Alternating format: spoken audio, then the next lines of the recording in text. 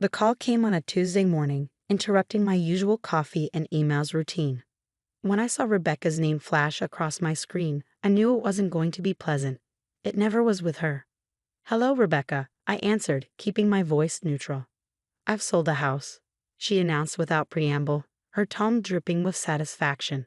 "The papers are signed, and the new owners move in next week. I hope you've learned your lesson about respecting your elders." My name is Olivia Matthews, and the house Rebecca was so smugly talking about was my childhood home. The one my father had left me when he passed away 2 years ago. Or at least, that's what Rebecca thought. "The house," I repeated, fighting to keep the amusement out of my voice. "You mean Dad's house?" "Don't play dumb, Olivia. You know exactly which house. The one you've been squatting in rent-free since your father died." "Well, that ends now. I found buyers who will actually appreciate the property." I took a slow sip of my coffee, remembering the meeting I'd had with Dad's lawyer, Mr. Harrison, just days after the funeral. Rebecca had no idea about that meeting, about the documents we'd signed, or about the real ownership of the property. "That's interesting," I said carefully. "And you're sure everything's legal?" She scoffed. "Of course it's legal. I'm his widow, and the house was in his name. You may have been his precious daughter, but I have rights too. Maybe next time you'll think twice before questioning my decisions about the remodeling." Ah, there it was. The real reason behind this power play. 3 months ago, I'd stopped Rebecca from gutting the house's historic features, the hand-carved banisters, the original hardwood floors, the stained glass windows my father had lovingly restored over the years. She'd wanted to modernize everything, to erase every trace of the home my father had created. "I see," I said. "Well, I hope you got a good price for it." "Don't worry about the price," she snapped. "Just make sure you're out by next Friday. The new owners are eager to start their renovations." I could almost see her smirking, imagining me scrambling to pack up and move out. If only she knew. "Thanks for letting me know," I replied. "Goodbye, Rebecca." As I hung up, I couldn't help but smile. Rebecca had always underestimated me, just as she underestimated my father's foresight. She thought she knew everything about our family's affairs, but there was so much she didn't understand. I picked up my phone again and dialed Mr. Harrison's number. "Olivia," he answered warmly. "I was expecting your call." "She did it," I said. "She actually tried to sell the house." "Did she now?" I could hear the amusement in his voice. "Well, this should be interesting. Would you like me to set things in motion?" "Yes, please. And Mr. Harrison, make sure the buyers understand exactly what's happening. I don't want innocent people caught in Rebecca's mess."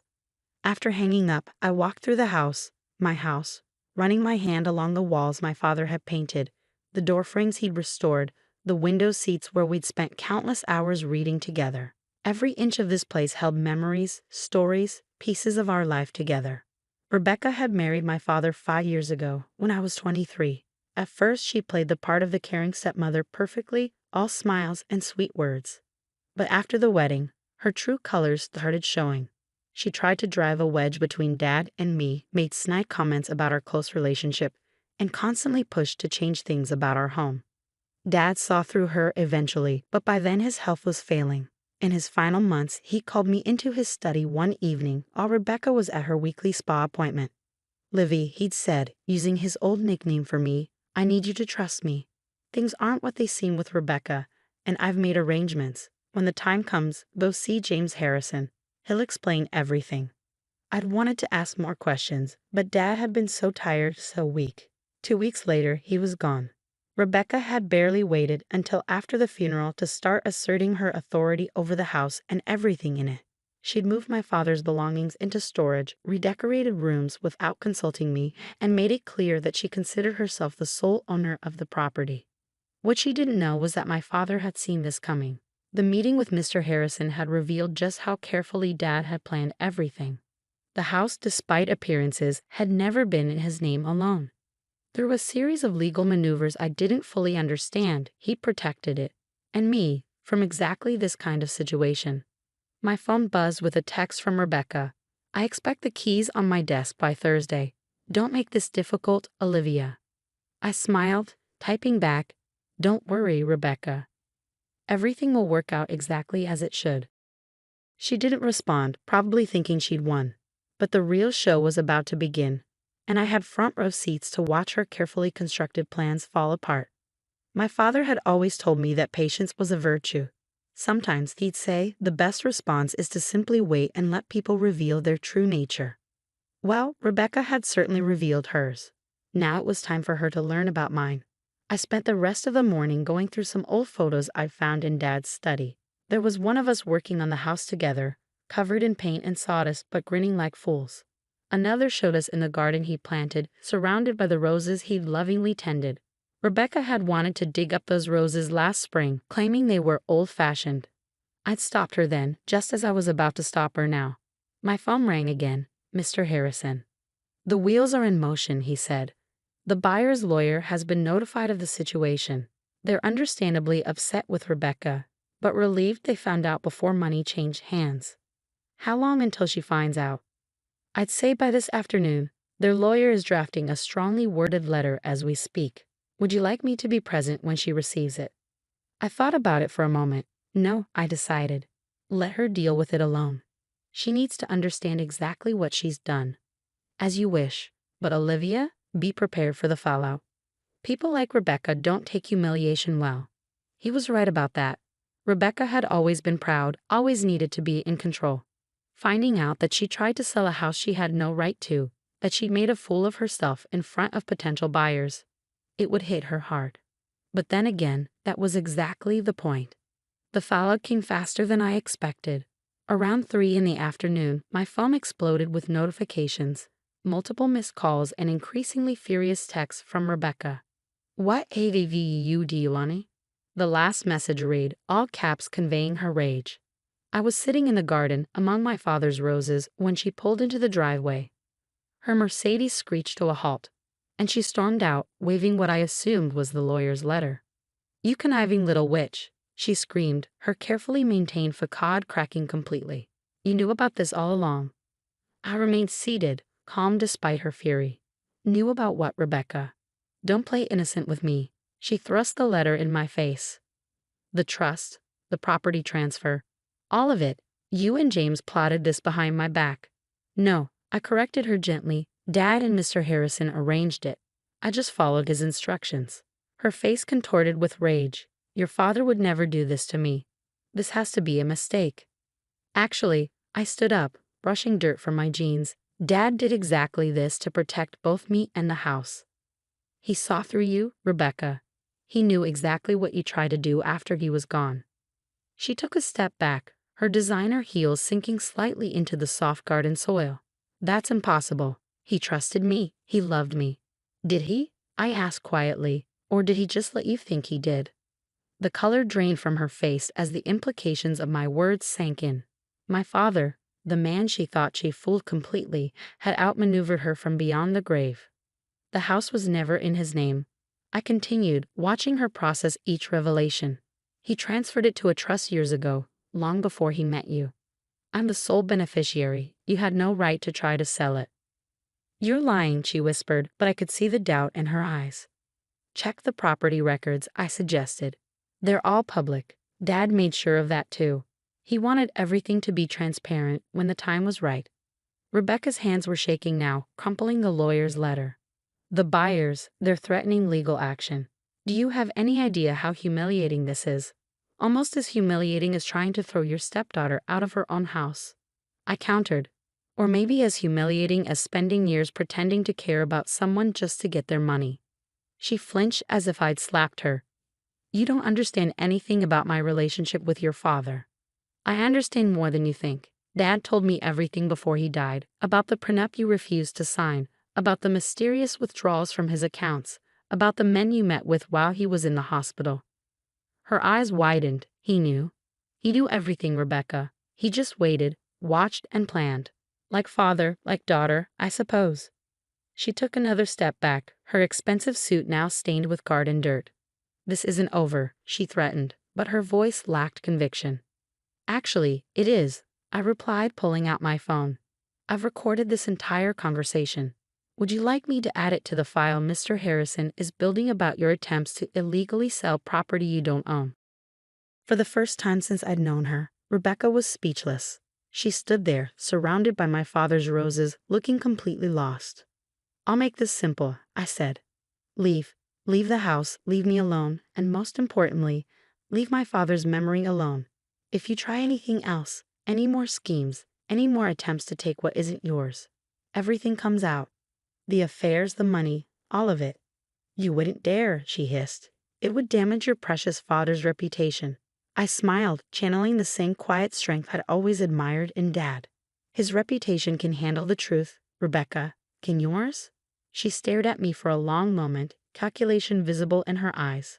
Finally, her shoulders slumped slightly. Fine, she spat. Keep the house. Keep your little victory, but don't think this means you've won. I already have, I said simply.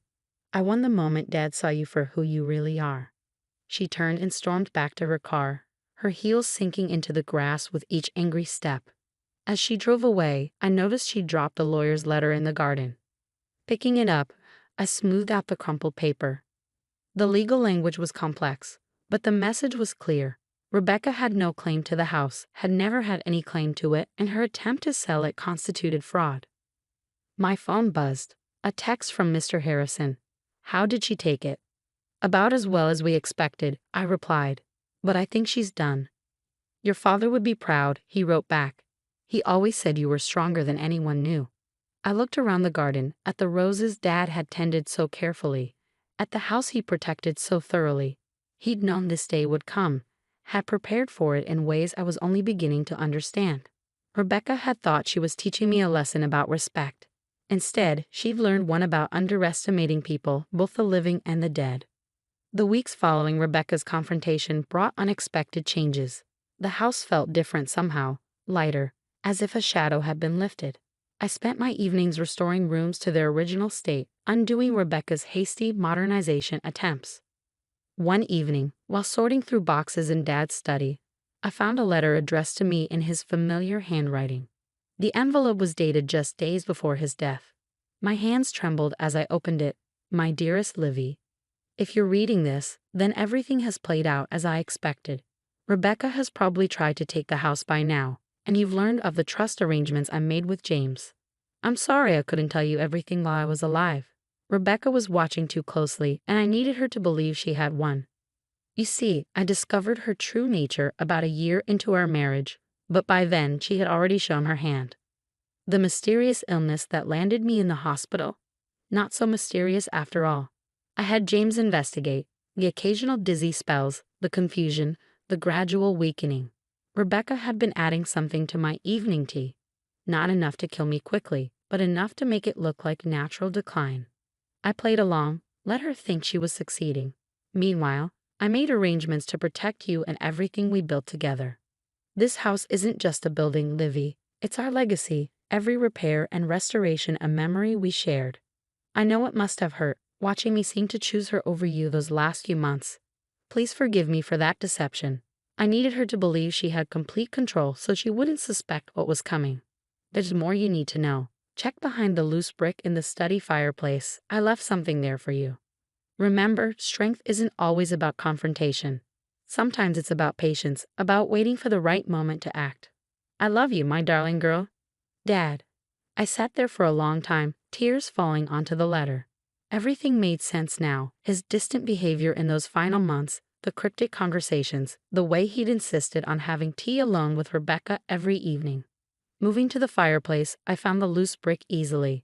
Behind it was a small USB drive and another note. Show this to the police when you're ready. The drive contained videos from hidden cameras Dad had installed, footage of Rebecca adding something to his tea, of her secret meetings with other men, of her phone calls discussing her plans for after his death. He documented everything. My hands shaking, I called Mr. Harrison. James, I said when he answered, I found Dad's letter. And the drive. He was quiet for a moment. Are you ready to take the next step? I thought about it. The evidence on the drive was damning. Attempted murder, fraud, conspiracy. Rebecca wouldn't just lose her social standing. She faced serious criminal charges. Not yet. I decided. Let's keep it as insurance. For now, knowing we have it is enough. Your father said you'd say that. He replied, and I could hear the smile in his voice. He always said you had his sense of strategy. The next morning, a large envelope arrived from Rebecca's lawyer. Inside was a formal document relinquishing any claims to the house or my father's estate, along with a brief note. You win, Olivia. I'm leaving the state. Don't worry about hearing from me again. Just keep what you know to yourself. She'd found the cameras. Of course she had.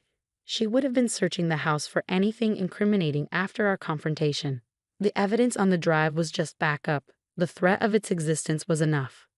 I stood in Dad's study, surrounded by the life we'd built together, and felt a deep sense of peace. He had protected me one last time, taught me one final lesson about patience and strategy. The house remained as he'd wanted it, preserved, cherished, a testament to our bond. Rebecca's attempt to steal it had failed, just as her attempts to come between us had ultimately failed. In the garden, Dad's roses bloomed more beautifully than ever.